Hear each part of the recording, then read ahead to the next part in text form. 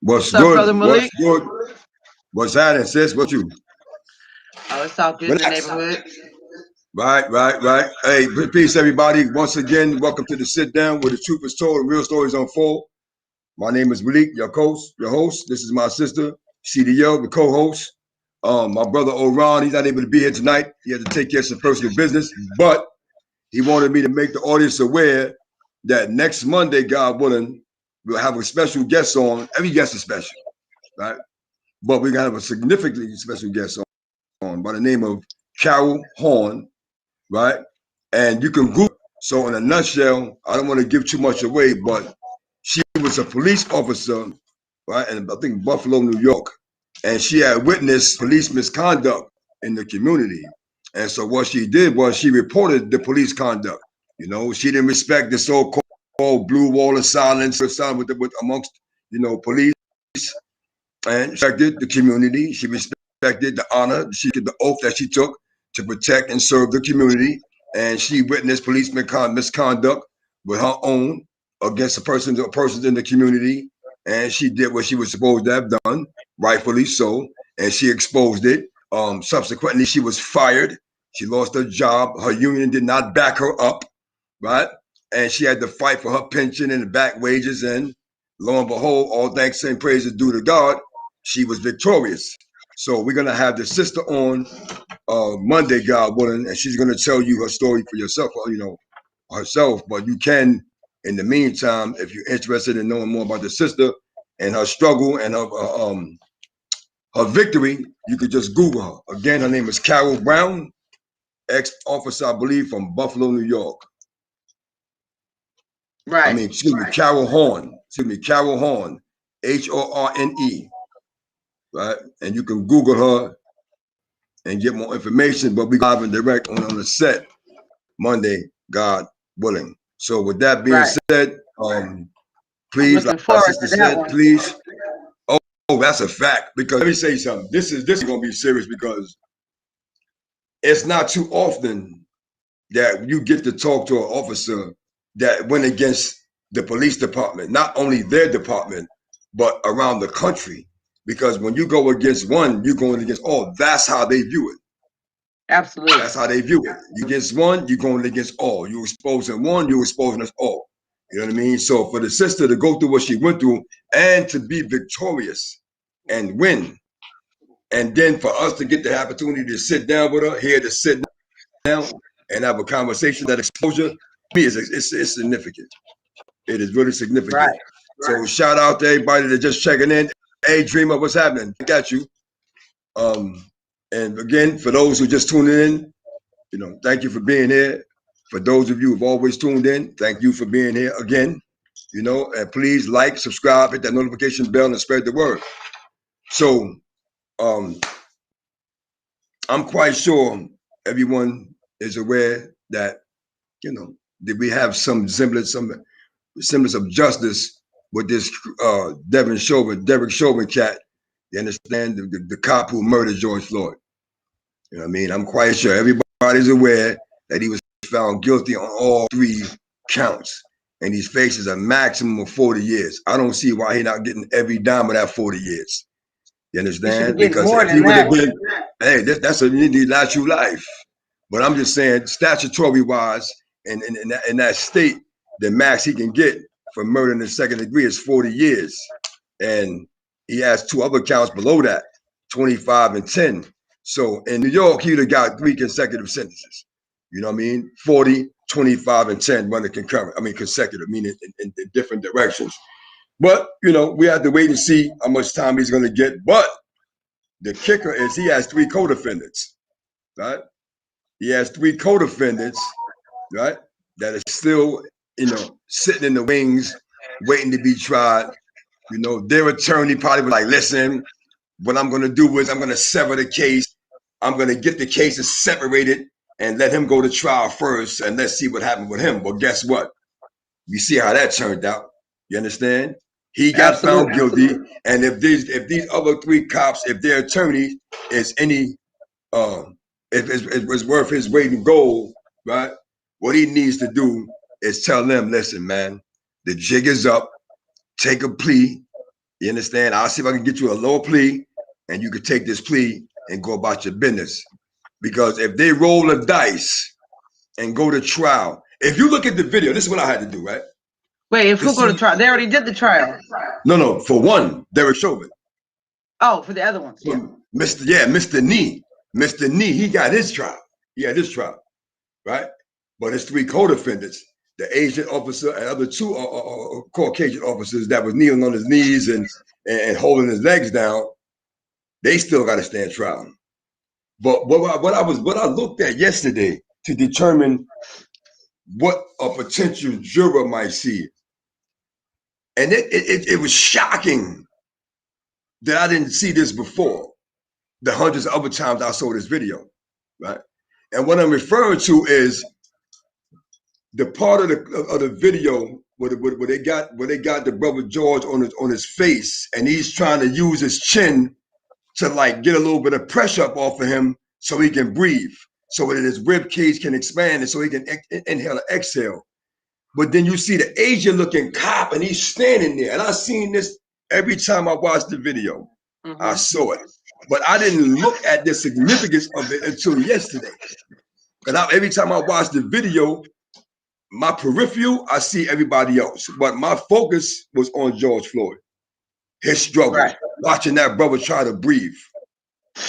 That's what my vision was locked on. I saw all the other characters around that, meaning the police. I saw the blue shirts. I saw the other ones kneeling on his legs when they showed him from the back. They kept, the video from the back. But primarily, when it was a face-on shot, I'm watching the brother try to breathe. I'm watching, and I kept asking myself, why wasn't you bucking? You understand? Like a horse trying to get somebody off your back. You know what I mean? Why wasn't you trying to buck these crackers up off you a little bit more, bro? And I was also asking myself, why didn't somebody just run up on that cop and push him? You understand? And if you had to run, push him and run. Hey, Sharon and Woodley, what's going on, sis? I mean, push him and run, push him and stand there, push him and throw your shit up and fight him, whatever. You understand? But what I saw yesterday that deeply disturbed me was the Asian-looking cop. He's standing there with his back to George Floyd, fighting for his life. And he was like standing there as a sentry. You understand? Pretty much intimidating or trying to intimidate anybody that would make an attempt to get these coppers, these cracker cops up off that brother, man. Yeah, it was accessory to murder. Of course not that, but that's the point right there. That's the point right there. He was definitely an accessory to murder because you stood there like a sentry, right? And you stood guard over your comrades as they killed that man. You understand? But like I said in the beginning, that his posture, his pose, right, his demeanor, it didn't stand out as significantly as it did when I saw that yesterday. I don't know if it was because his comrade got found guilty. I don't know what it was, but for the first time, the clarity, right, and the significance of the whole picture, right, of the whole picture, it just came full circle for me yesterday. And it was disturbing. Yeah, I mean, unfortunately, like my playback when it first all happened, like I literally each time I watched it, I actually honed in on each piece each time. So I think that made me even more angry. Like, why are y'all just sitting there? Like, why are y'all helping this racist cop kill this man, right? But what's even more haunting me right now is everyone is talking about we got some justice and we got some victory. But we all also know that so many cops are not held to the time limitations that we you know what I'm saying? Yeah, look at it, 40. If it was us, we'd be doing life under the jail. And 40 years is not near enough. But even that, the likelihood of getting 40, I mean, we can look at the Asian lady who killed the sister in LA. She got found guilty and got 6 months probation. You know what I'm saying? So, historically, I'm more worried about the sentence at this point. You know what I mean? Like, You know, and then, you know, like you and I were talking before, you know, not only that, like, okay, so we got a little bit of what we call victory in the situation. And then we have someone like Pelosi who says some dumb shit like, I don't know if you saw her comment. Pelosi did a press conference and said, paraphrasing, she was thanking George Floyd for sacrificing his life in order for so many things to have acquired, right? So some good things to happen. Like, he didn't sacrifice his life. He was murdered. Yeah, pretty much. He was murdered. Like, what is wrong with these people? Like, I cannot understand, you know, and then, you know, Dante Wright was murdered, what, 10 blocks away 10 during the miles trial? away. Yeah, yeah, yeah, yeah. You know what I'm saying? And then, Yeah. you know what I'm saying? And then the day of, a sister get killed. You know what I'm saying? Yeah. A couple of days before that, a young Latino gets killed. Their name is on the screen right now. Like, we got justice for George Floyd, seemingly, but have we gotten any justice? Because 3 more are dead, right? And I that's mean, just the ones they're reporting. You know, let's be clear. Let's be clear, right? Let's be clear, right? There would never be no justice. never. You understand? When a life is lost, and I get your point. I used to, you know, spit that term too. You know what I mean? Because Right. once that became the narrative for so many decades, you understand? Black justice, justice for black people, blah, blah, blah, right? But in this instance, and the ones, you know, prior and to that's going to happen in the future, right? I don't care if every cop that kills somebody gets convicted and gets life in prison, right? That is not justice because Right. we lost a community member, right? Somebody lost a family member, somebody lost a father, a brother, a uncle, a aunt, a mother, a sister, a grandmother, a grandfather, and the list goes on, cousin. But we can for lack of a better term, we say, okay, that's justice, but it isn't justice because that family member is gone. You understand? It's going to become a hashtag, a movement, right? But then life goes on for the living. Where's the justice for the person that was killed? The only way he can get justice is to get his life back or get her life back. And that's not the way this shit works in this life, man. Once you're gone, you're gone. You It ain't know, no. Chris Cuomo said on CNN, man, and kudos to him for saying it. There will be no police reform, true police reform, until white kids start dropping, and that's Hey, unfortunate. let me tell you something. That's unfortunate, but you know, Let me tell you something. I like Chris Cuomo, CNN. I watch him every night. You understand? Him and the brother that comes on before or after him. But Don, yeah, Don but he's Lemon. right. He listen, right? You can write, right? All you want, right? Mm-hmm. You can do all the writing, all the researching that you want, right? Yeah. Politically, right? Right. For police reform, right? Let's be clear. Let's be clear. You cannot reform a mentality. Not at all. You understand? You cannot reform the way someone thinks. You cannot reform the way someone looks at a particular race of people. You understand? Absolutely. These people, they slid through the cracks, obviously, and got hired for the department, or maybe they didn't slide through the cracks. Maybe the departments that hired these racist individuals knew they're racist. You understand? But accepted them anyway. I don't know. I'm just saying factually. You could come with all the programs, the reform. In 2015, me and one of my comrades in Harlem, New York, right? It's my man Antonio Hendrickson, and he's the CEO of a mental and gun violence program by the name of Lead by Example, Reverse the Trend. You can Google it, you'll see us everywhere. In 2015, we were hired, right? Look, but in 2015, we were hired, right? By one police plaza. One police plaza runs the New York City Police Department. We were hired, 2 ex-cons. We were hired to give a 1-hour talk, right? A so-called sensitivity speech, right? We were hired to give a sensitivity training to the graduating class of police officers in 2015. I have the video on my tablet. 2 ex-cons were hired, right? By the brass of one police plaza, the top. This is the organization, the police department that runs the NYPD. One police plaza. That's the name of the building. It's the name of the street. Building 1, Police Plaza. The name of the street. It's in Manhattan, in New York City.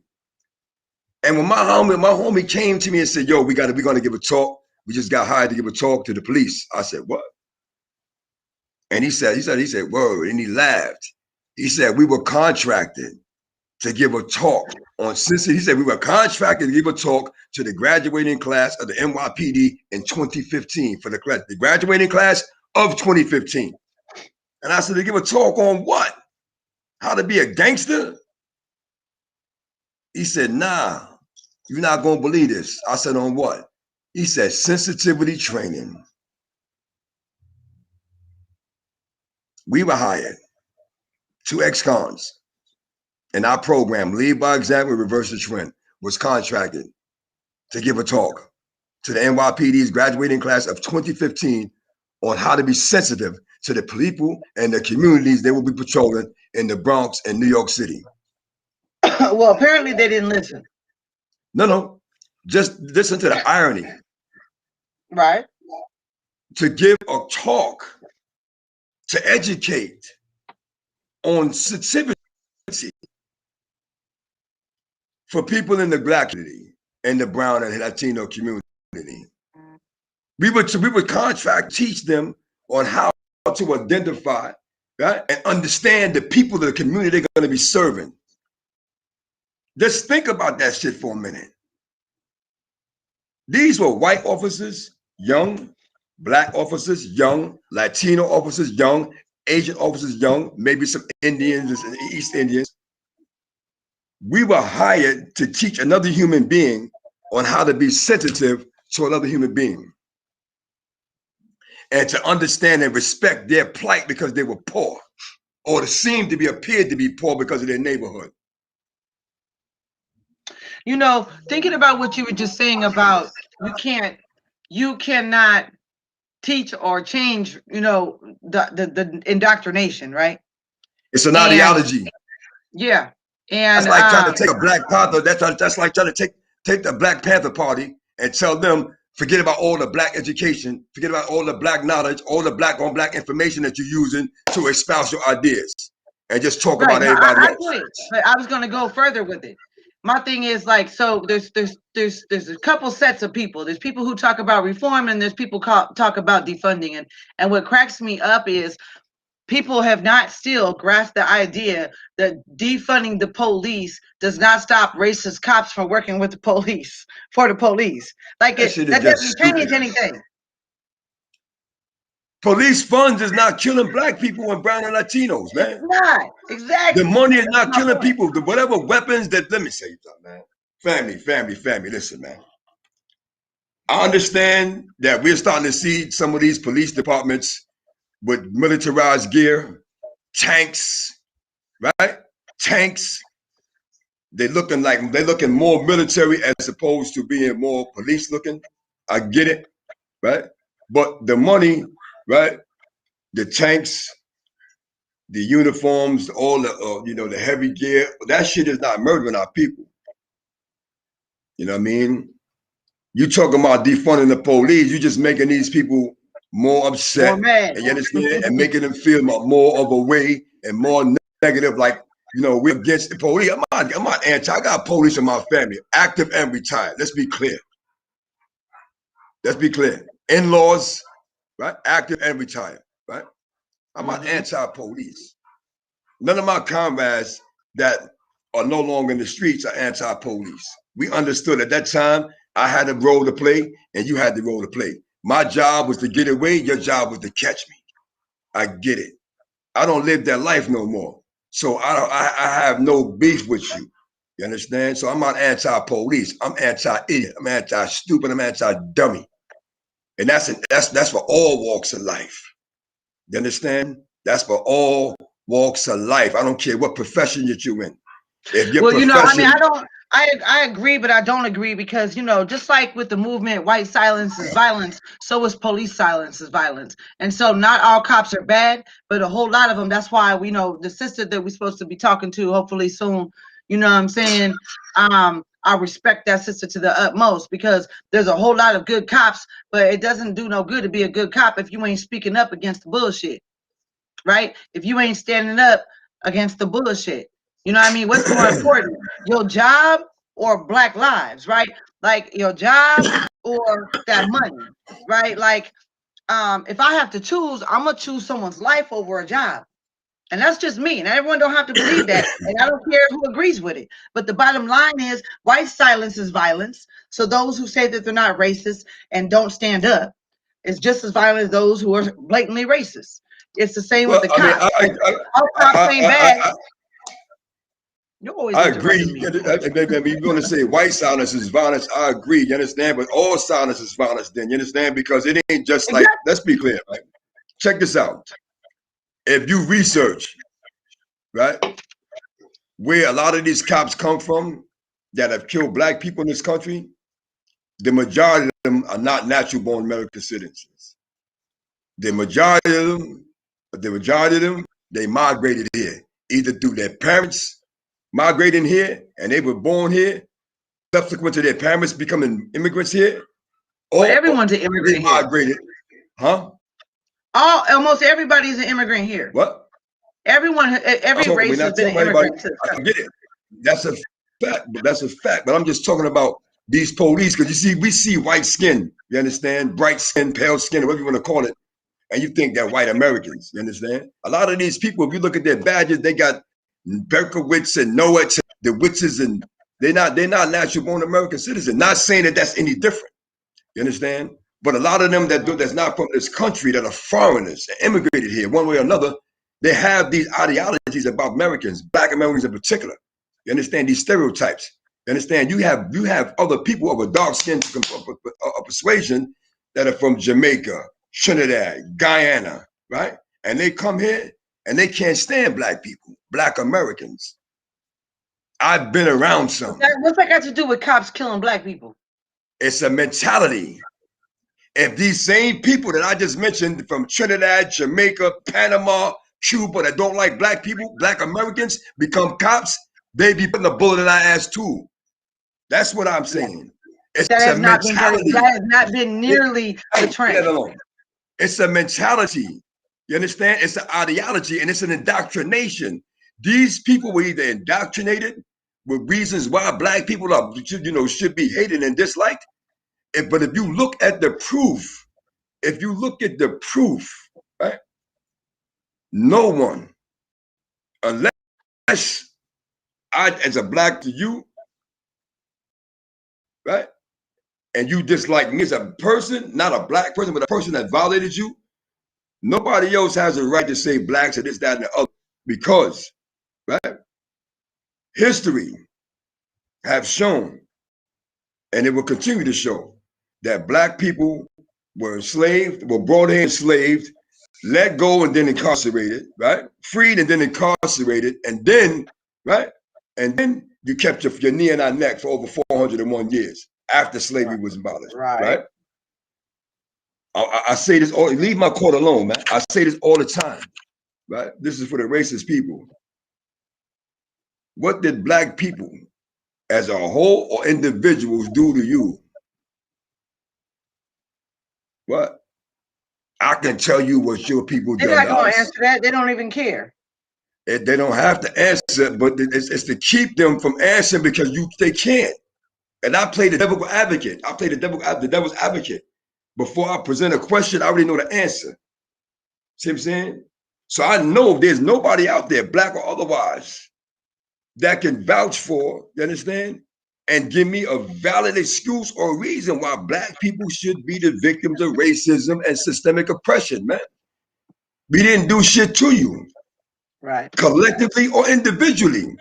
You understand? I can see after racism, after after slavery was abolished and yada yada yada, Jim Crow was abolished, and we just started violating pale skinned people. That's something different. That's something different. I can see if you came in peace and we said, nah, we don't want peace, and we start violating you in your community. We've turned the other cheek for 401 fucking years, man. Excuse my language, man. And we still show you love. We still show y'all love. We show every race love but our own. We show every race real love and respect but our own. And the shit is disrespectful and it's disgusting. We identify and want to be a part of and associate with every other race, but we don't want to be a part of. And I'm telling you, that N word and that B word, it plays a huge role on how we see each other, whether you say it or not. Hearing it all the time, we all know what it means to a degree. To a degree, we all know what it means and where it comes from to a degree. To constantly, every day through music, media, television, and a live person, and on the blogs and in the communities and in work and in the school, and you hear somebody saying nigga this, nigga that, bitch this, bitch that, all day long. Every person every third, fourth, fifth word is nigga this and bitch that. My nigga this, my nigga that, my bitch this, my bitch that. I can't respect the people that refer to themselves as niggas and bitches all day long. I may look at you. I may hold on. Boy, I may not disrespect you, right? But I can't respect it. That's just for me. I can't respect it. I can't. You can't. Let me say something, man. If you look at the socio-political climate when it started to change in the community, right? We went from black power, right?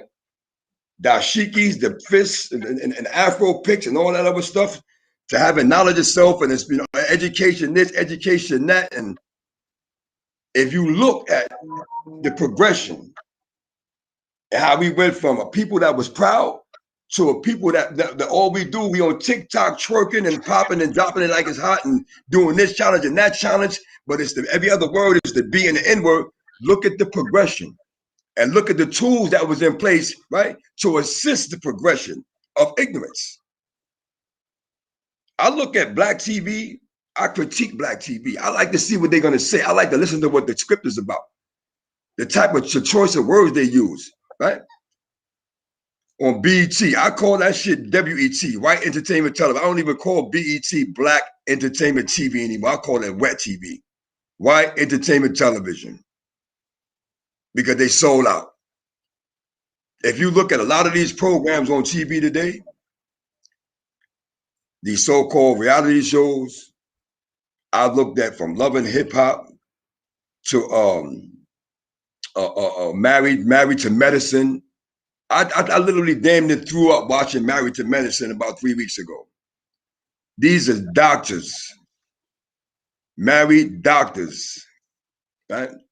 And these females started bickering and beefing with each other. Here go the B word. Here go the B word. Here go the B word. That bitch this, that bitch that, that bitch this, that bitch that. Now I'm waiting for the brothers. They start talking about, man, them niggas dogged out, man. Them niggas is crazy, man. What's wrong with them niggas, man? It's coming. It doesn't matter what platform that we're on. The conversation, words of how we refer to each other, it's always nigga and bitch. I've known some people who haven't even, who refuse to say the NB word. Now they slipping up. Now they're slipping up. The N word is coming out. The B, ooh, my bad. I didn't mean to say that. If I'm white, if I'm Latino, if I'm Asian, if I'm whatever, but I'm not African American, and I know what the N word means, And all day, every day, that's all I hear. These black people talking about nigga this and nigga that, this bitch that. I can't respect it. I can't respect them people. I'm not going to disrespect them unless I have to. Here, I can't look at them and respect them. I can't see a people that deserve it, that's honorable, that's worthy of respect. And you got rap music is ringing, that shit is around the world. You don't think that hip hop is in these white officers' homes with their 13, 14, 15-year-old children, and they singing that rap shit, talking that nigga in their room, blasting nigga this and nigga that, popping it, making videos with their doors locked to their room, won't let their parents in. Turn that shit down. Fuck you, mom. Becky, turn it down. Fuck you, mom. Billy, turn it down. Fuck you, mom. It's my room. Go away. They blasted the music. When I was up top, when I was in them penitentiaries behind them walls, you know how many white CEOs, they had a program called the Youth Assistance Program, YAP. And in that prison, and whatever prison that had it, the schools, the junior high and public schools and high schools in the surrounding area around the prison, the wayward students that was acting up and the ones that was not acting up, they would be get put on a list by the dean. 50 students, and they would bring them to the prison, and we would give them a tour of the penitentiary, then bring them to a cell block, and for 4 hours, we have them in the cell block, and we would have skits, and we would perform workshops with them. You know how many times some of them kids came in that rec room? When we went downstairs with the chaperone and the civilian counselor to escort them upstairs to the rec room, and how many officers' children was in them groups? You know how many officers that when we gave the tour around the prison, we walked by these guards stationed in the hallway in their posts, and their child was, and their children, son or daughter was in that group. And then we come to find out that's the children gave it up. The officer didn't say that's my child. Yeah, make sure you straighten her or him out. That's my son. He's doing that. No, the children in these small groups, when we isolated them in 4 and 5 man groups, the children began to talk about one of them, a little girl was isolated, 15 years old, sleeves, her hands under her sleeves, defensive posture. I'm focused on her. I'm like, what's going on? I called out the group. Let me talk to you for me. What's happening? She said, my dad is trying to intimidate me. I said, your dad's trying to intimidate you? How? He's not even here. She said, yes, he is. He's behind you. And I didn't blow it up. I stood still and I leaned back from her. And I said, go to your seat. When she went to her seat, when she sat down, I walked around and I looked, boom, he's standing into the doorway, beaming up, hoping she don't tell about shit that was going on at home. So then she began to tell us in that small group what was going on at home. That she listens to hip hop, she likes rap music, her daddy considered it nigger music, and did not want that in his house. These are young white kids that are influenced by hip hop and black culture, and they love it, but their parents is not digging it. So with that being said, 99.9% of them white folks that were married with children that are teens and love hip hop, right? They don't beat the child. You understand? They don't beat the wife up, but they come to work and they take that shit on the black community. They go to work and they take that shit out on inmates in the penitentiary. They go to work and they take that shit out on killing black people in the community. These people don't have these ideologies for nothing, man. That shit is in their hearts. It went from their head to their heart. They don't see us as humans, man. That's why they shoot first, ask questions later. And I'm sick of it. But ain't nothing gonna change it. It's an individual thing, man. It is an individual thing. You can do all this training you want. It ain't going nowhere. It's not. Nope. It's not. And people are gonna keep walking around in circles in the streets, accomplishing nothing. I mean, but no, I mean, I agree with everything that you're saying. I'm not going to ever look at my brothers or my sisters with disrespect and say I have no respect for them, though, based on the language that they talk. Because when people do better and know better, most of these people don't have that deep of understanding on what you're talking about. So it to me, it makes more sense to educate the people rather than judge the people. I don't care. The white people. Hold on, I've been holding on. The thing is white people are gonna. It doesn't matter. It could be gospel music and it's still the end music. It's still black music. Like they're not gonna care no matter what music it is. If it's black involved, they're not gonna like it. If it's black involved, they're gonna still have their ideologies and their hate and their bigotry and their indoctrination and way of thinking. That's not gonna change, like you said. But as far as us and our people, it's our job to just keep educating them. You know what I mean? I'm not gonna judge my people for I might say something to them. You know what I'm saying? Like, and I might try to educate them, but I'm not gonna have a ill respect for our people based on anything that they do. That's like someone saying that they have no respect because we committed some crimes in the past. Like, yeah, we changed our life, but they could still hold that to us. We were, what I'm saying, a menace to society at one time. And thank God that there are a group of people, whether it be in this chat or our families or, what I'm saying, people who have seen us after the fact that aren't judging us. You know what I mean? Because we didn't know what we know now back then. So, I mean, I personally, the white people are going to judge no matter what is said. You can say kumbaya, but if you have dark skin, it's a problem. They don't care. They're going to hate just because it's in them, not on them. Like, they just do shit. And you make me think sometimes, well, all the time, when you always ask that question, what did black people do to you? And so, like you said, black or white, nobody can answer that question honestly, right? Or ain't gonna be willing to. And I'll be sitting there thinking, like, let me go back in history. What was actually done?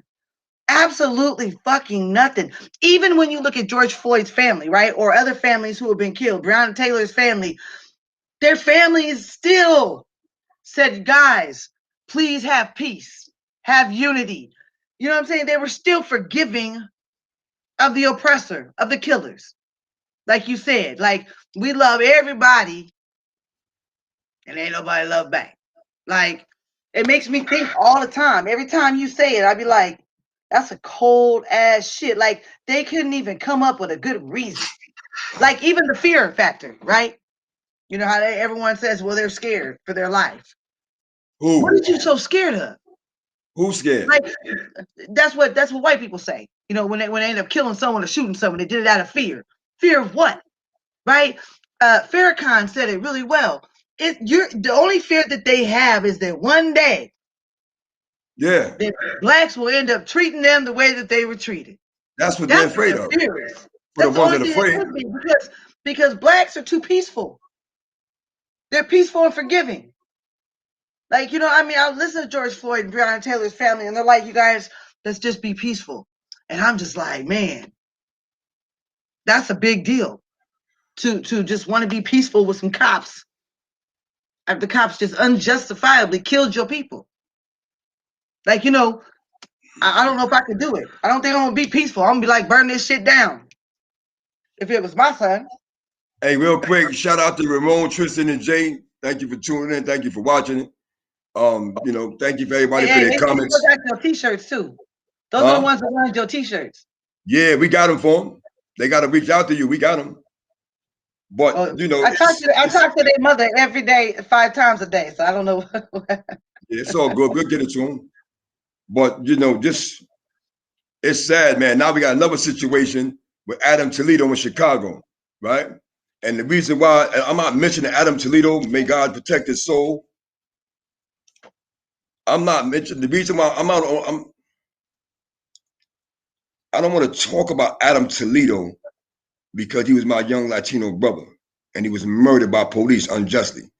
I want to talk about Adam because he was murdered by the police unjustly and because he was out 2:30 in the fucking morning, right? 13 years old, out 2:30, 3 o'clock in the morning, right? With someone that was with someone that was damn near twice his age, right? So I know what I was doing in the street at 14 and 15. There was times me and my little dirty ass homeboys, right? My so-called friends, because at that age you don't know what a friend is. Right. You don't know. You're being misled at that age. You don't know. You go upstairs. Let me tell you, I used to run upstairs and change clothes and eat dinner real quick and fly outside. My mom's like, where you going? I got outside with my friends, right? But me and my friends, we were teenagers, right? Shoots in school, not going to school, right? Right? Violating the community, smoking bud, committing crimes, you understand? And these are my so-called friends, right? These are the same dudes that I wound up growing up with, you understand, and shooting at me for different reasons. You understand? So my reasoning for mentioning Adam Toledo, because he was 13 years old and he was outside almost 3 o'clock in the morning on a school night. You still He should have been home. He should have been home. I'm gonna say this again. I know what I was doing when I was 13 and 14 and 15 and 16 in the streets 2, 3, 4, 5 in the morning. I was violating somebody's property, right? Or selling somebody some drugs. But what does that got to do with him being killed? It doesn't justify him being, he could have been out at 4 in the morning by himself or with 30 other 13-year-olds.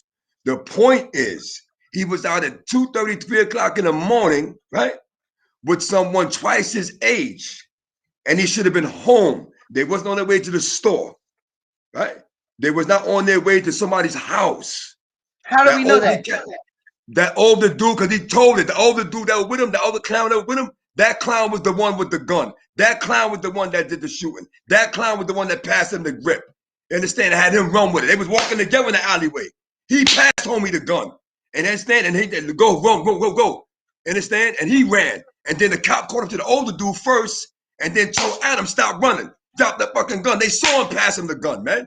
And he threw the gun over the fence. You understand? But that cop that was chasing them didn't see him throw it over the fence. When he turned around, he just know he's running with the gun in his right hand.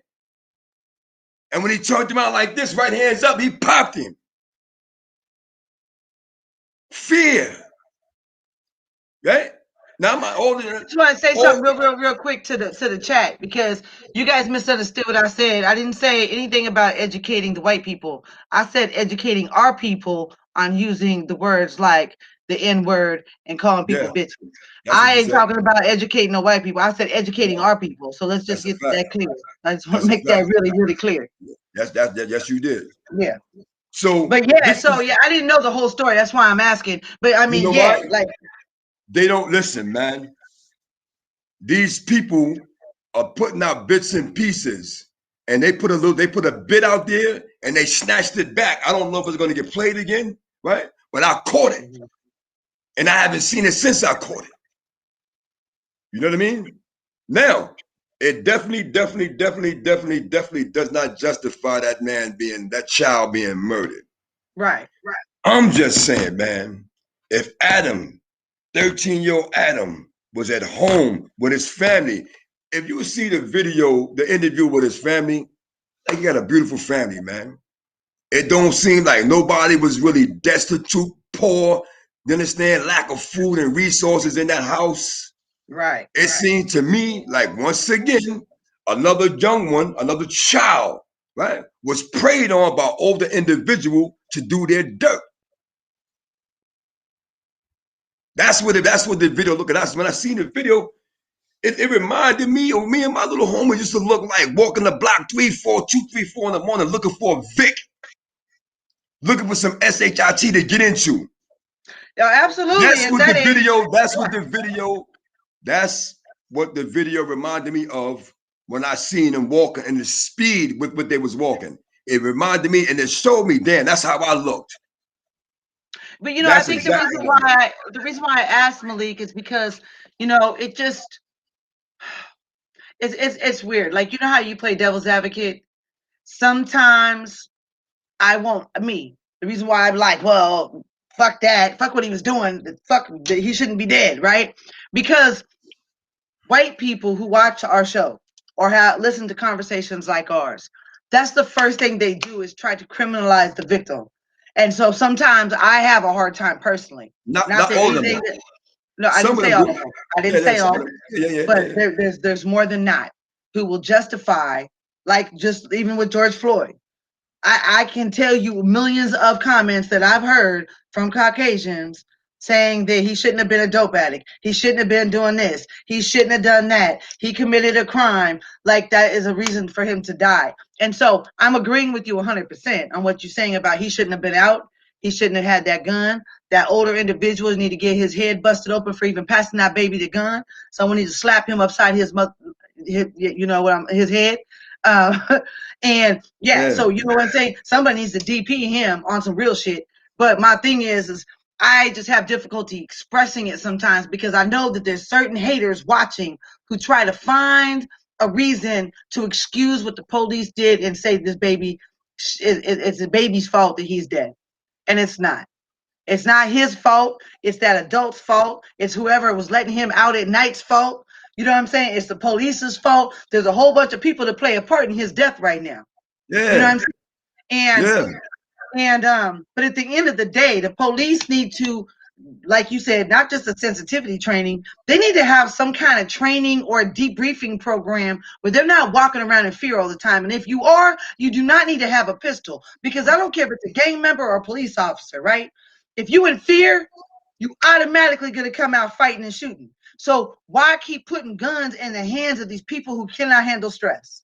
If you cannot handle the job to the point where you are so stressed out and fearful, you shouldn't be in that job.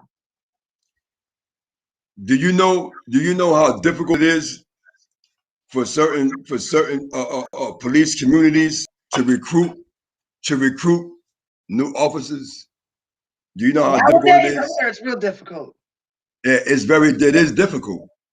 There was a time. I'm just going to speak for the NYPD. I'm from New York City. Shout out to Brooklyn, right? I'm going to only speak for New York. I recall a time when I was a little boy, snot nose, 4, 5, 6, 7, 8, 9, come up, right? Every police officer I saw was fit. He was physically fit. Right. He can run he or she can run your ass down for miles, right? And not miss a beat. Right. Nowadays, you look at some of these new recruits, like I told you, I gave a training, right? So almost 300 of them, right? And they got up. So when they got up, let me back up. When me and my comrade introduced us, first my comrade, I said, you're going to go first, and then I'll go. I'm going to record you, and then you can record me. When he introduced himself and the name of the program, my name was Antonio Henderson from Levi Zebra Reverse the Trend. This is my comrade Malik. We came in because blah, blah, blah, blah, blah. He said, I'm also a returning citizen. When he mentioned that he's a returning citizen, now I dropped the camera a little bit. I'm looking over the laptop, over the tablet, right? And I see eyes get big. I see people like, what do you mean by returning citizen? He said, yeah, for those who don't know, I just came home from prison, from the federal penitentiary, along with my brother right here. Right? Right. But we were qualified, right? 2 ex-convicts. We was qualified to give that training to them. That's why we were hired. Because their bosses knew. Do me a favor, like let's go back to when you were bringing up what's his name? I don't know what the Asian cop's name is, because I think you were going somewhere with it on the fact that. Well, I want to go somewhere with it. It's interesting. The one that stood sentry like this. Yeah. I know you were going somewhere with it. Oh, okay. So where I was going with that, because I got a little emotional, I got off topic. Where I was going with that is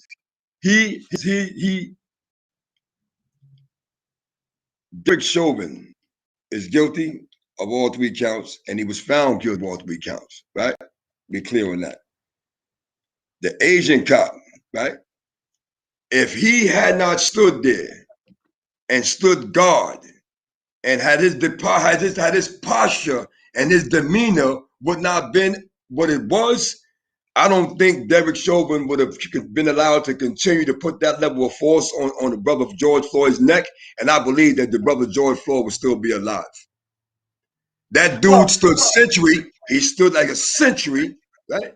And he gave this dude the energy he needed to continue what he was doing, and he made that dude feel safe. His posture, his demeanor, and keeping the crowd at bay, it gave the dude, the cop Derek Chauvin, the energy, right? And the safety, the feeling of safety, to continue to grind his knee into that man's neck for 9 minutes and 29 effing seconds. Well, I mean, they just, I mean, that's just as bad as the other two cops that were holding them down and told the cop that the killer cop that they could not feel a pulse and dude still wouldn't get up. Like, I mean, all of them are culpable, all of them are part of the murder. But you know, it's interesting. It kind of goes back for me that I'm not even gonna go. I'm not gonna go there because I don't have enough information. So it's just gonna be emotional rhetoric coming from me. But we'll touch on it again. But it goes. I do want to touch on Ma'Khia Bryant, who just got killed as well. Again, it's another thing of fear. Yes, she had a knife. She had a knife because she was protecting herself. And I've seen videos where these grown ass men, she's 16, these grown ass men were fighting these girls. I'm talking stomping them out with their feet. Some guys and girls were stomping them out. And she had a knife protecting herself. And she's dead.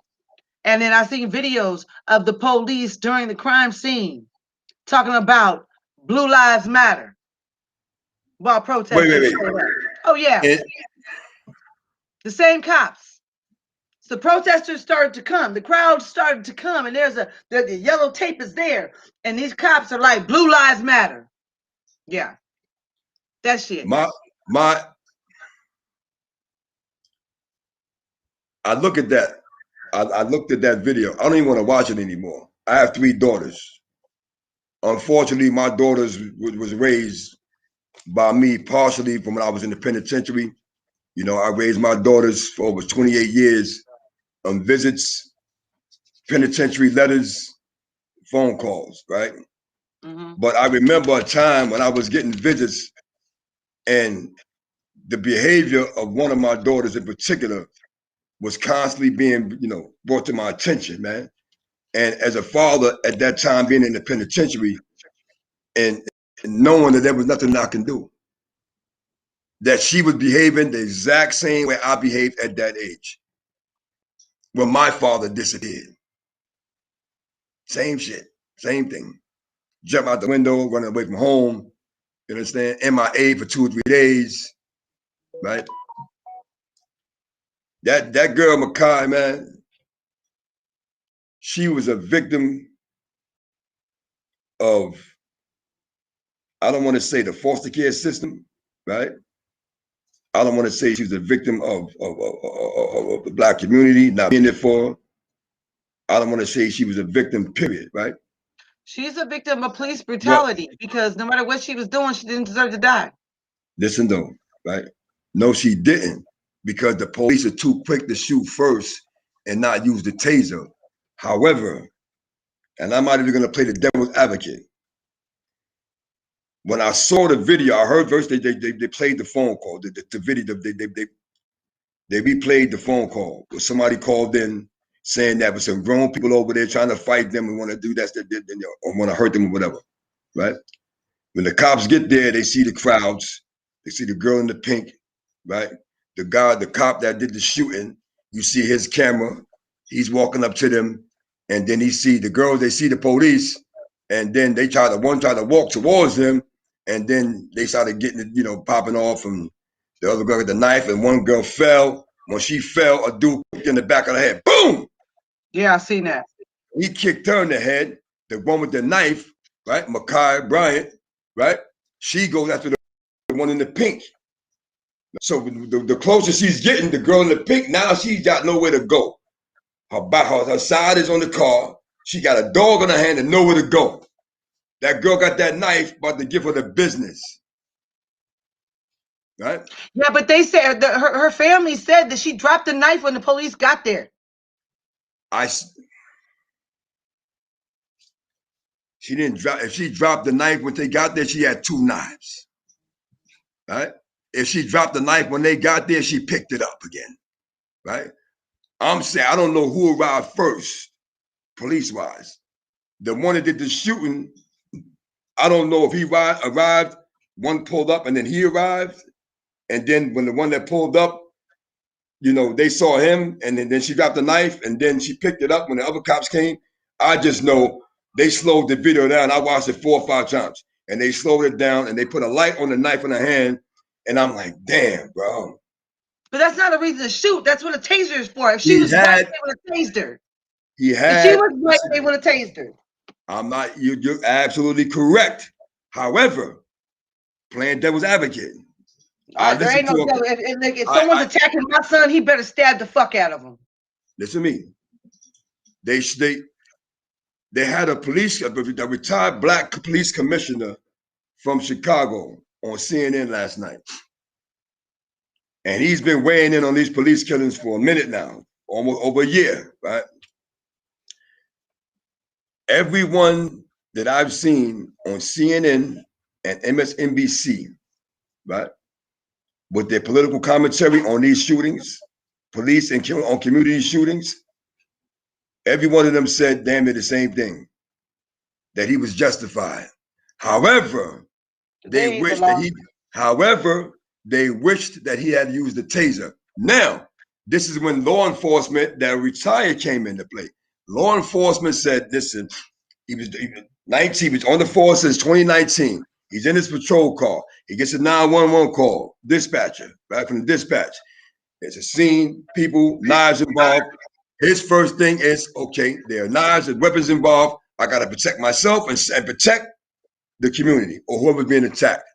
So what the commissioner said was he was already in his head on the way to the scene. In his head, he's thinking about knife, knife, knife, knife, knife. Knife, knife, knife, knife, knife. He's not thinking, right? Unfortunately, if he thought about the taser, because see, what he should have done when he pulled up, taser out. Taser out. Taser out, not your grip. Yeah, they didn't hear gun, gun, gun, gun. He was listening, knife, knife, knife, knife. Knife is not a threat. No, it is. No, unfortunately, but not a reason to shoot. He should have pulled up with his taser. How many times have we seen white people, right, disturbed or otherwise, come at police with knives, right? A million times. And they tase them. Or they got their guns out, and if they got their guns out and they're begging them, bro, please put the knife down, man. They're begging them, put the knife down, man. And the guys coming at them and they back it up, running 4,000 or 5,000 blocks. We don't get that same benefit. And there was the saying that she was one of the ones that might have made the phone call about the kids coming to jump them. You understand? Yep. You know, it's just like this. Let me bring this up.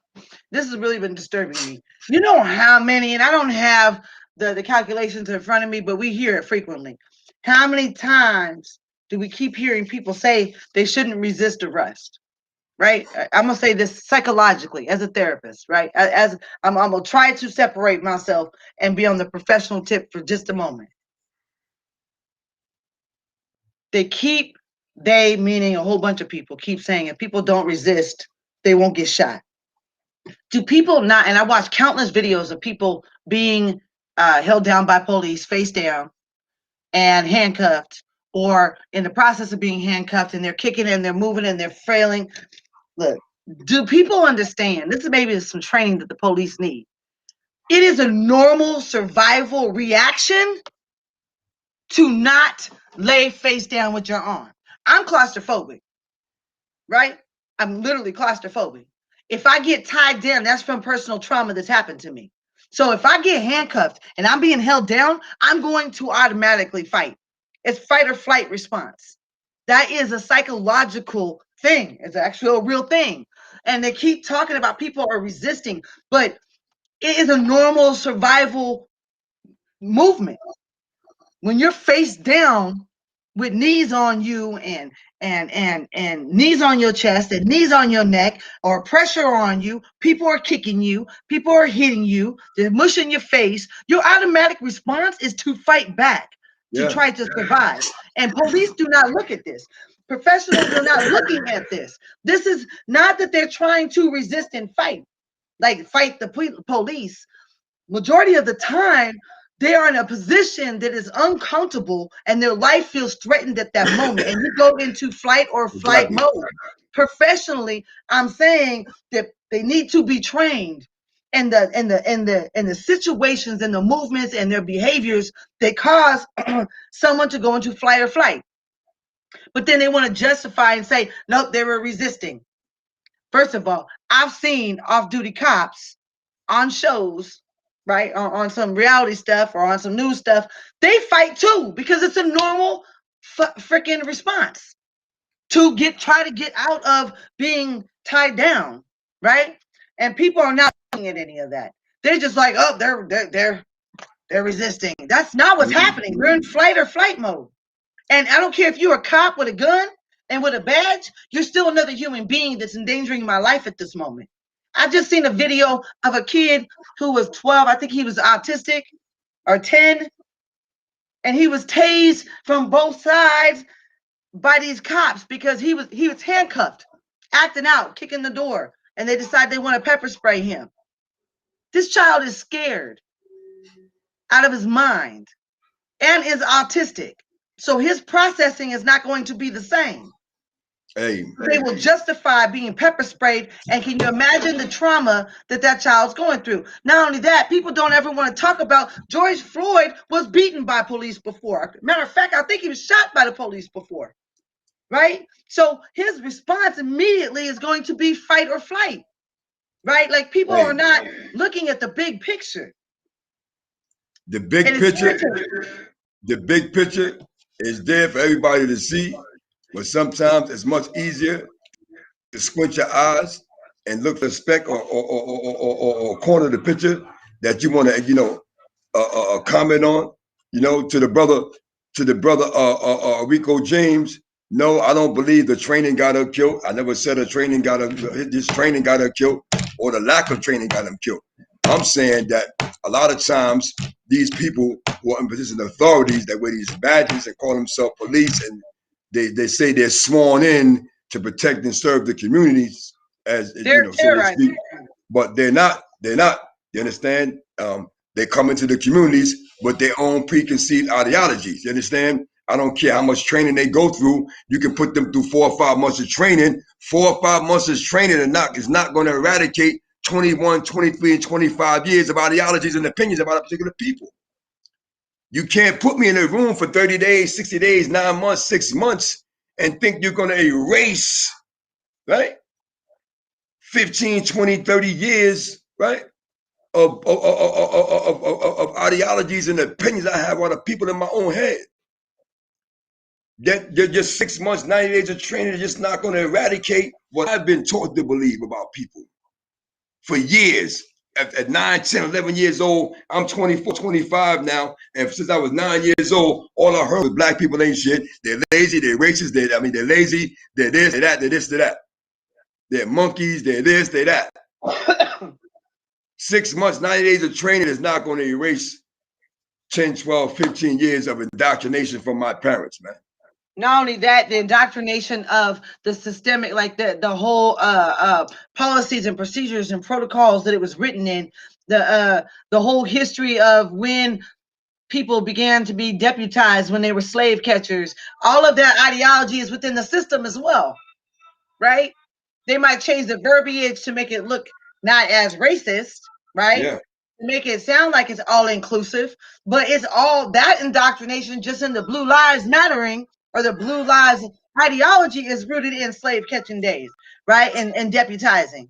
They even deputized blacks back then. Even the blacks that were deputized were back then were to catch their own people. Where did police come from? The white man. No. I don't care where it came from. I don't care where the word came from. I'm worried about, I'm talking about the history of it. Police, the history, right? So you already said it. The history of police came from when slavery was abolished, right? And we were so-called free, emancipated, right? And we was like, all right, you can go, we go where? A lot of the slaves didn't know where to go. A lot of the free slaves had nowhere to go. They didn't know where to go. Pay something, Assalamu bro. Look at my brother tuning in. Yes, sir. What up? A lot of them didn't have anywhere to go. So a lot of them didn't want to leave the plantation. For the one that said, man, I get up out of here, they kicked rocks up the block, and then they came up with the vagrancy laws. And so in order to enforce vagrancy laws, you had to deputize someone. The police in America, the first police in America was slave catchers, man. Talk And about it, so were Ron. the first black ones deputized were slave catchers too. They were My hired to brother's catch here. their own people. Let me hold on. Let me go. I just, you know, for everybody that don't know, I'm Muslim. Me and my brother be fasting. I just got a chance to drink some water, right? Literally 30 seconds or so ago, because I haven't eaten or drank water since 5:20 this morning. Let me step aside. My brother gonna take over. I'll be right back. CDL, go ahead. Finish your thought what you was going to say, CDL. I don't know which part. Shit, I'm on one. My head is spinning. I'm irritated about all these fucking cops killing people, and I said it. I said the F word. Fuck it. I don't care. You sound like you angry. Why you doing all that cursing? I'm just irritated about a whole bunch of different shit. But you know, I'm just tired of when it comes to these youngsters and people continuing to get killed, I'm not gonna play devil's advocate with nobody because there's no reason for these people to be dead right now. And I'm angry. You already know. I mean, I cried and broke down the last, show over one death, and here we got some more. You know what I mean? I'm just getting tired of people justifying these. I was gonna call them some derogatory terms. These officers killing people. It's just getting played out. Like it's like when is fucking enough enough? What we were talking about just now though is like, we can never lose sight on the truth. And the truth is, the ideology of the police department, the police force is rooted in the indoctrination that they had when they started it, which is slave catchers. You know what I mean? So for us to be really baffled is, doesn't make sense either, because I mean, this is what their ideology is. But the fact that when this young lady got shot, man, and for them police, them Caucasian ass, I'm trying to keep my words right. These Caucasians standing on the other side of that crime scene, talking about Blue Lives Matter, being antagonistic after this young lady is dead. You know what I'm saying? Like, God must be protecting me, because if I show up on a scene like that and some shit like that happen, I'm gonna get shot my damn self. I just know it.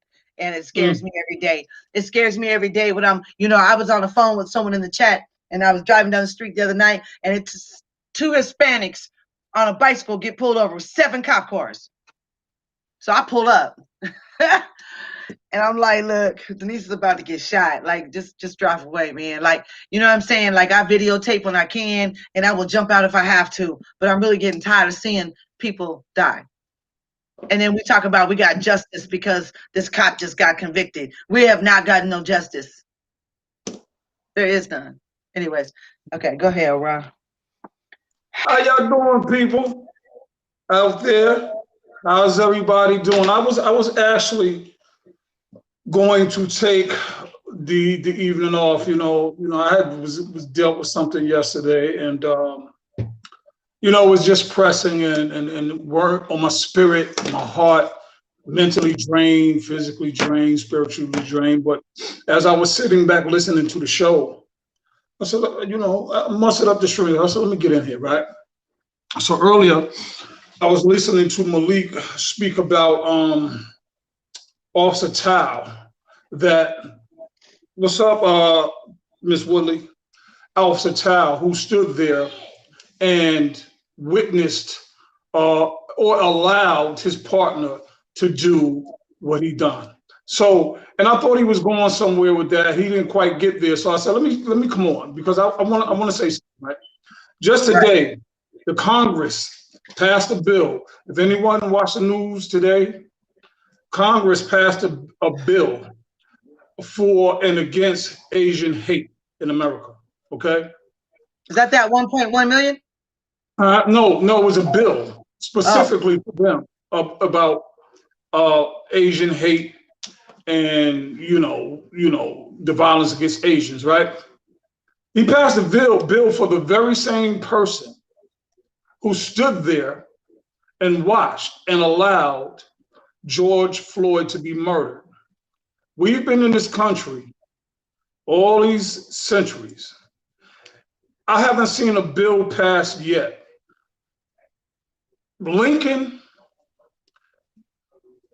with the abolishment of slavery, Lincoln had political reasons for that.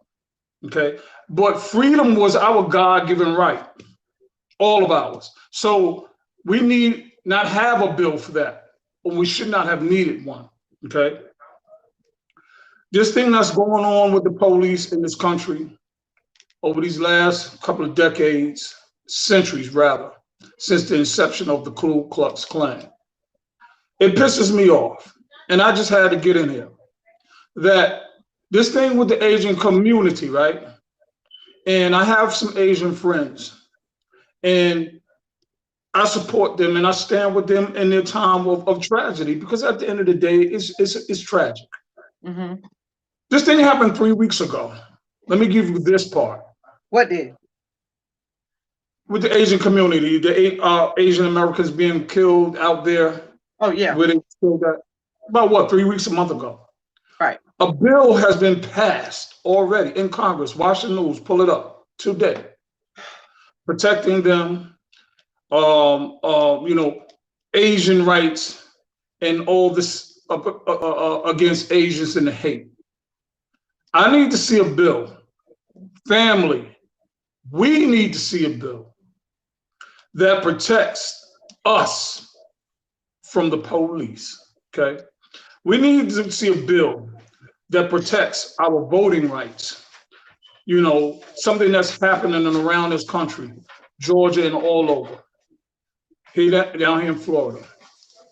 The rights of people of color, all people of color, are being eroded.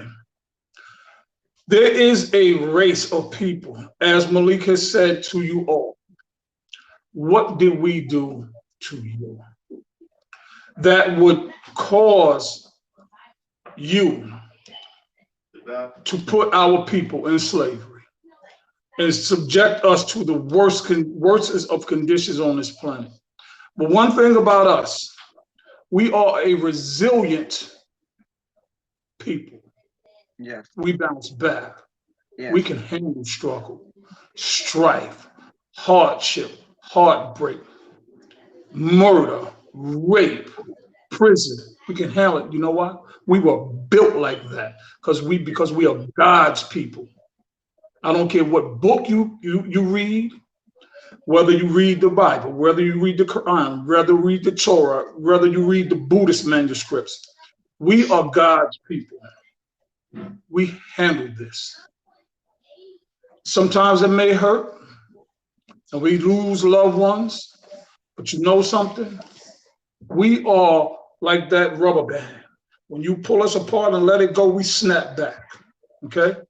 We are resilient and we are strong. There's nothing that this country can throw at us that we can't handle.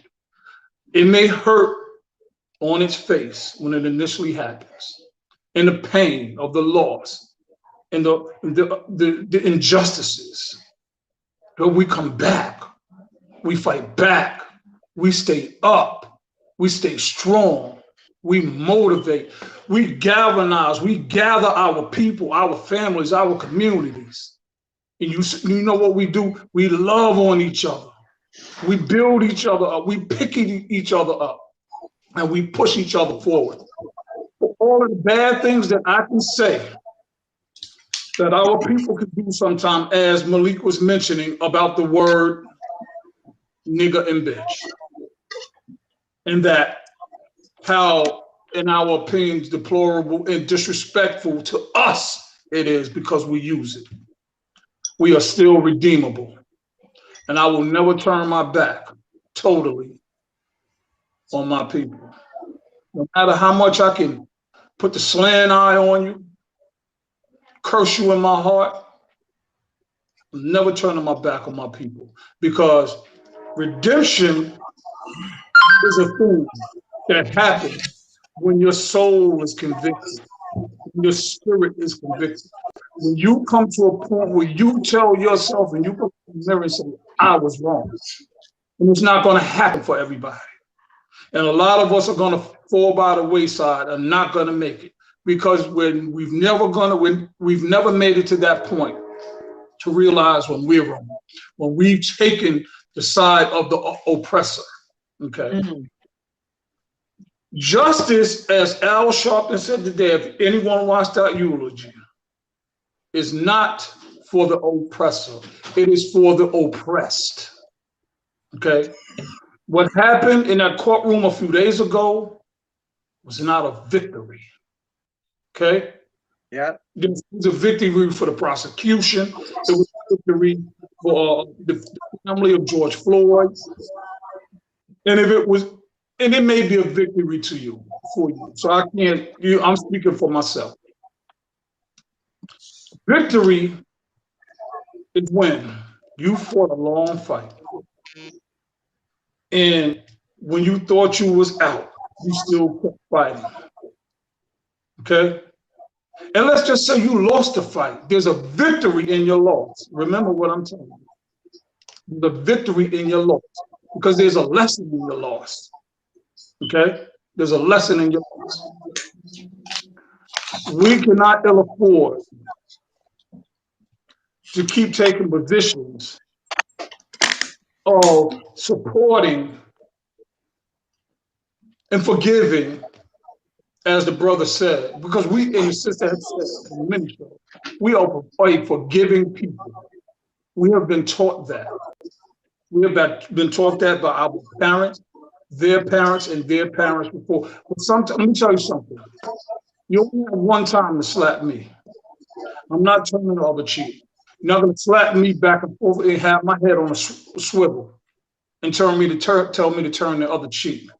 Okay? That's not how it goes for me. And I'm quite certain it's not how it goes for my two co-hosts, my brother and my sister. Okay? So when you say to me on national television, you didn't have to say it directly to me because I watched it. Congress passed a bill for the Asian Americans, and I salute them, and I shout out to them, and I support them. I do. For those who support us, okay, and our people, and we support them, okay? But you're not going to tell me, because this is what I felt the television was saying to me today. Your life still don't matter. I've been all these centuries, we ain't passing shit. Okay, we need to see this law for this George Floyd Policing Act federally and not state, because each jurisdiction can change the laws and change the rules every time they wish or want. It has to be level. Okay, and then we family, listen to me, hear me, matter of fact.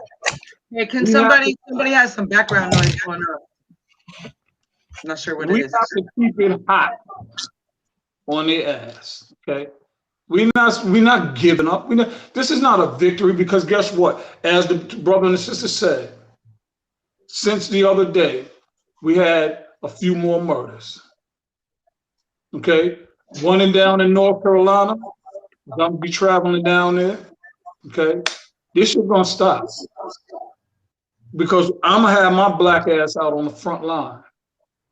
We have got to stop talking about it and be about it. If you're not going to be about it, get out the way.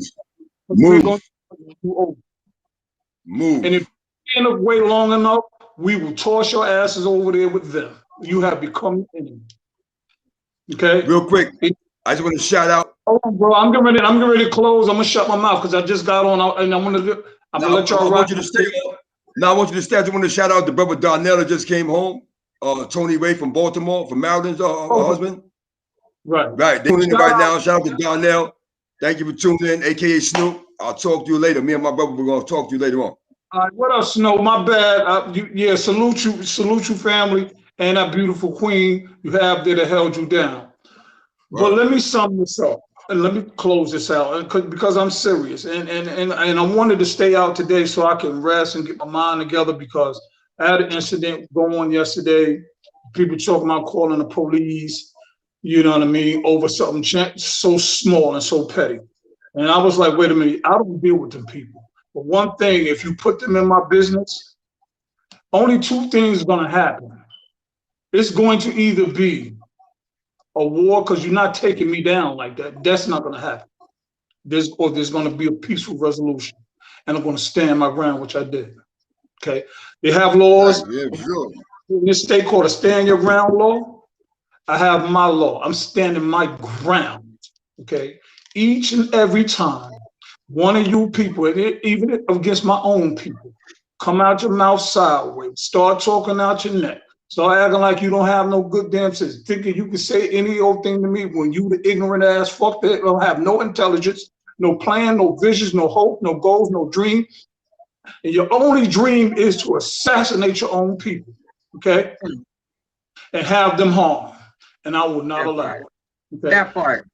So, when you tell me on national television today that you have a bill from something that happened 3 weeks ago, and we've been experiencing this every single day, the heartache, the pain, you telling me, and you're saying to me, you're saying to us, and they're saying this to you also, family, your life still don't matter because we make the rules. Get in these positions of power, these positions of leadership. Let's raise these babies to be lawyers, doctors, judges, engineers, scientists. Let's get them in position because we are the architects of this shit here. You hear me? Yes, a fact. Where you think Kentucky Fried Chicken got their recipes from? Plantation, wasn't no white man. It wasn't no white man. That traffic light outside, that lawnmower, them curling irons.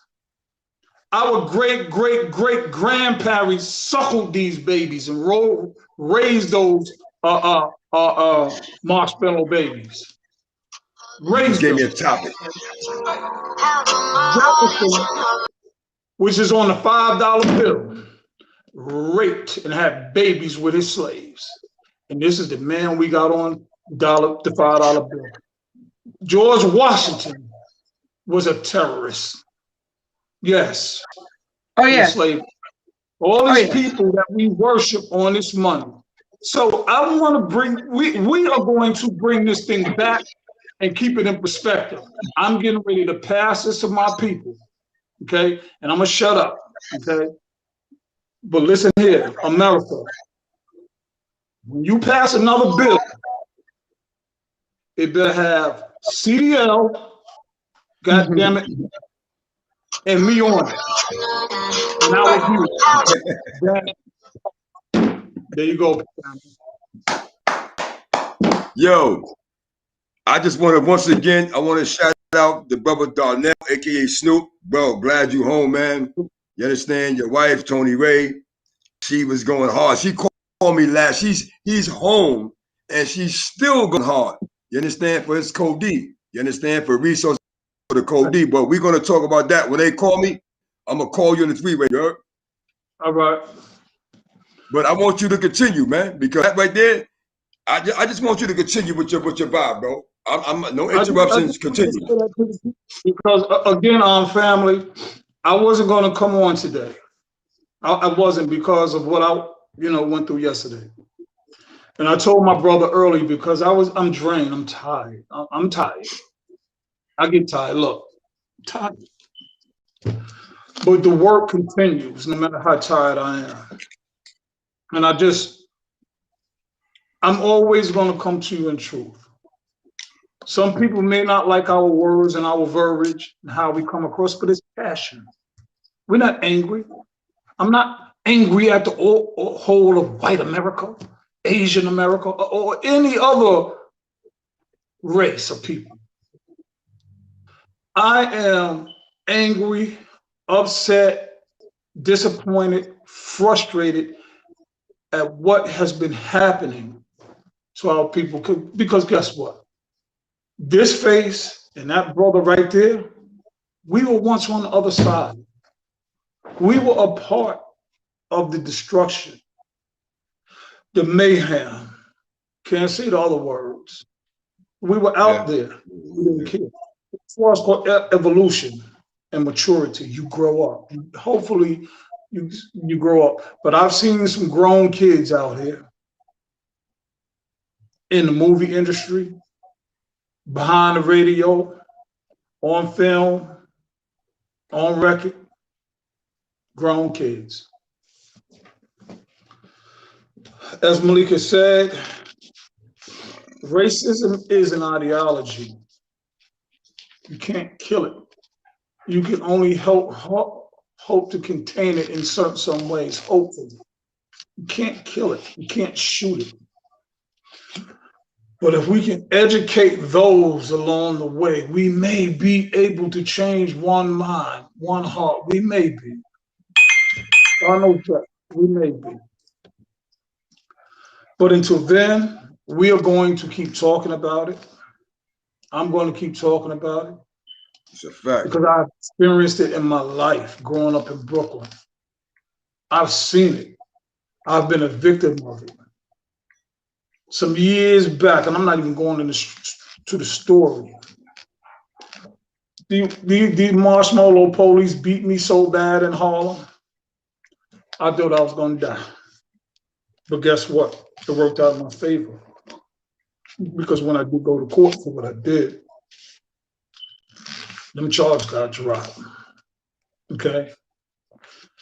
And although I could have and should have sued, I was still in the streets. And I'm gonna be honest, I didn't know any better because this is a long time ago. But I'd be damned if I stand by and allow this to happen or watch this happen to any other person, period. Okay? If a Caucasian person drops out in front of me and he's gasping for breath, I'm not gonna kick him and walk by. I'm gonna render aid. That's who I am today. I'll take whatever. I'll render aid because it's about humanity. Okay? But I'll be damned if I sit around and allow the rest of their people, and I have to say their people because a lot of them refer to us as us, them, and allow you or them to continually destroy, harm our people, whether it be in the educational system, the housing system, the financial system, whatever political system, police system, whatever system, because understand what the word I just said, these are systems. It's a fact, Jack. That we did not create. Okay? We need to get inside of these systems and be the rulers. Raise your babies, raise your kids, send them to college, send them to school, get them a grant. And if you can't get them there, stay in their lives every day because I wish I never would have went to prison. So I could have been out here all this time with my kids. Luckily, none of them ever had a police record and graduated from school and whole, and they're doing well. Okay, so I just wanted to say that, get that part off my chest. You know what I mean? And I don't want to keep hearing about other people. I need to hear about my people. When it comes to political and judicial issues, I can listen, but don't slap me in my face and tell me you just passed a bill, and that very same bill you passed was for the very same man that stood by, pushed people away, and watched George Floyd die. One down, 3 more to go. Let's keep it hot on the ass. Let's make them feel it. All right, Malik. You know, I'm listening to you, and I'm glad you tuned in because when I was on my way home, you know, to start the show with the sister and you, of course, and you informed me that yes. Hold on, bro. Hold on. I know, I just saw that too. The brother, okay, you know who he is. He said a serious question. He's asking me a serious question. He said, serious question. From white to Caucasian person, why did I correct from white to Caucasian? I'm here to learn. Okay. If I use the correct term, You're not white. This is the correct term. You're not white. I gotta show y'all something. This is white. That's white. You're not white. No one's white. The proper terminology is Caucasian. That's why I switched white to Caucasian. Because see, some people will love to think we are not articulate, intelligent. You understand what I'm saying? And get our point across. See, I look at this thing from a broader perspective. If you every day say, no, black, the black guy, I might take it some way. I'm going to respect you if you say the African American man. Because you are Caucasian. That's why I did that. But now, shut up and let me give you this other part. I will often call you Marshmallow also, I believe. Or sour cream salamander. I mean, I have all kind of names, but they're not nice. Real quick, thank you for the brother tuning in. You know what I mean? No fiction. Thank you for tuning in. Irish brother, he just corrected us. Not corrected us, but he just brought to light that he's Irish American. Shout out to my brothers and sisters in Ireland. Ireland. I love Ireland. I already know the struggle from Ireland. So they went through it too. The IRA, they was getting busy. Indigenous servitude all day. Of course, they went. Those our brothers in the struggle, man. You understand? Mm-hmm. So for no fiction. Thank you for tuning in, Darnell. You're welcome, bro. We're gonna welcome you home again. We thank you. You understand, for being a part of the show tonight and for tuning in. Me and my brother, we will talk to you later on tonight again. But no fiction. Thank you for tuning in, and thank you for accepting the correction and understanding that it wasn't meant to be hurtful or harmful or anywhere. Awards, so to speak. You know what I mean? He said CDL knows me. Jeez. Yeah, that's what's up, man. He didn't take it offensive. He just wanted to know our ideology. Yes, ma'am. Yes, ma'am. For sure. But I do want to say this before we go. I want to say this before we go because I've been wanting to talk about it, but when we start talking about the popo, I lose all perspective of every damn thing. So about our people getting killed. So, but I do because there is have been a lot of requests, and I'm going through this in certain arenas in my life right now. Well, I've been going through it all my life. So next show, if it's not a guest, the next show that we don't have a guest, we are going to touch on colorism because I'm about tired of our people and this colorism shit. Yeah. And what I'm going to bring on for that particular subject, right? I'm gonna have a brief synopsis, you understand, of everything, right, that blacks have made, have designed, created, and or built, right, since slavery to today that helped move America forward. And be clear is just to enlighten and to educate. And then you will know, for you people that are racist and for you black people that don't know what your own people, you understand, have contributed to the American society so that America can move forward at the speed it's moved forward. Because I believe, and I know, actually, I don't believe, I know for a fact, without the black contribution here to America, America would not be as far as she is today. You understand? In terms of political gain, educational gain, structural gain, laws, and a whole bunch of things that we created and built to help America move forward. It would not be where she is today, right? Without the participation of the black race in this world, in Black America. Yeah, and and it all goes, so we're gonna discuss. We brought up Willie Lynch our first show. I'm gonna bring up Willie Lynch again and the colorism, along with what you just said, Malik, the advancement of African Americans and the role that they have played in how life is today. Right, everything that we know today, African Americans have played a part in it. So it's important that people are taught that, like Miss J-Ban said in the chat, we're not taught that. We're not taught how much African Americans have played a role in where we are right now. as far as technology, as far as movement. You know what I'm saying? As the world turns, you know, it's so I'm glad you're going to be bringing that up, Malik.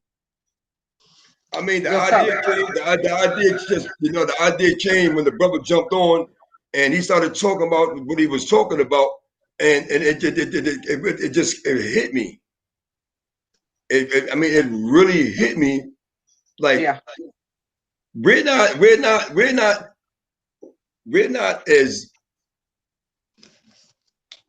naive as people think we are. You understand? We're not as ignorant as people think we are. You understand? But I'm not going to give away too much. For Monday's show, like I said, I'm gonna reiterate, the brother, we have a special guest coming on Monday, God willing, and she's a former police officer who exposed corruption within her department. You understand? And she was fired, alienated, publicly lynched, disrespected, castigated, violated, and tossed to the side, but she didn't give up. She fought, and she won. You understand? And what she won is historical in a sense because it was never done before. So I'm not going to give away too much. I just ask you to tune in Monday as well as every other show after that. And we're going to have a conversation because, again, the sit down is about having a conversation with y'all, our family. But equally as important is when the sit down, when we go off the air, we need you to continue the conversation with your family. Yes, Breakfast Club, her, yes. You understand? Yeah, Tirani Woody, she was in the Breakfast Club. That's a fact. Yeah. So we just need to, for the sit down, again, we want you to know that the sit down, it should continue with you and your family and your friends and your loved ones, not only about the topics discussed on the sit down, but any conversation, any topic you think that should be had, because I don't know about y'all. I just know with my everyday life and my everyday grind, I don't have conversations like this until I join the sit down. Unless I call one of my comrades or my brothers that are like-minded, that are no longer in the criminal lifestyle, thugging and bugging and being a gangster. You understand? Me, so right? These conversations I look forward to because I only get it on the sit down. You know what I mean? So with that being said, we're not going to keep y'all much further. It's 8:38. We normally get on from 7 to 8:30 or thereabout. I'm glad my brother was able to tune in. I'm glad he's feeling a little, better. I put a little pressure. I was definitely worried. I was definitely worried because I never heard in my 30 some odd years of knowing this brother, I've never known him to say, yo, I'm tired. I'm physically and spiritually tired. You understand? And he said that on the phone when I was driving home to catch the, to start the show, and it concerned me, you know what I mean? So I'm just glad the brother was able to join in and tune in, man, and actually participate, man. I love you to death, bro. You know that. Huh? What'd you say? You pressured me. I did. My sister pressed me, boy. She pressed me. Listen, that's what we do, bro. Anybody? I'm gonna let y'all. The truth is, I know I'm the asshole of the group, and I put pressure on my brothers. But if it was reversed, they would do the same to me. So I don't feel bad. I don't feel bad. You know it. You better not. I don't feel bad. So look, for those, because there's a lot of people in the chat that want me to touch on colorism. But we're not going to do that Monday because that's a whole other topic on its own. And I want to give the sister that's coming all the platform that she needs.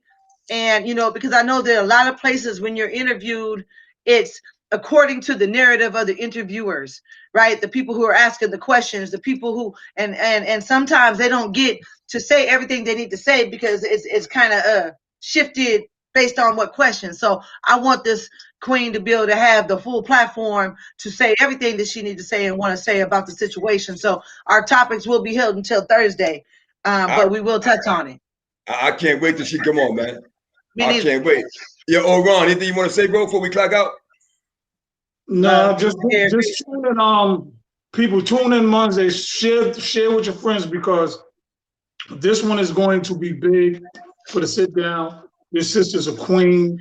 She has fought the good fight. She's been through it for standing up to her colleagues, what they did to a handcuffed black man. And his sister lost it all. But it came back full circle, and she got paid, and she got her day. And she's been on the TV circuit putting it out there. So tune in Monday because it's going down. All right. So with that being said, once again, we bid you love, peace, and hair and grease. everything in between. Good night from me and my little homie, little TJ. Say good night. See y'all Monday. All right? He's a cutie, though. Yeah, listen, I'm going to see some pictures of what this cutie did to my crib when I was at work. And you like, damn, he did that? Yeah, he did that by himself, 8 weeks old, violated my crib. All right, so everybody that tuned in tonight, Tyranny Woodley, ladies, Guinevere, Snoop, Tony Ray and B More, to the brother No Fiction, you understand? My Irish brother and everybody else that tuned in. All the young people. All my people, y'all already know. I'll probably see you in about an hour anyway. So yeah, Rico James, everybody that tuned in, we thank you, we thank you, we thank you, we thank you, we thank you. We appreciate you. God bless you. God bless yours. Stay safe. Stay safe. Stay focused. Stay 10 toes down. Until we meet again Monday. Peace. Most importantly, stay woke. That's a fact.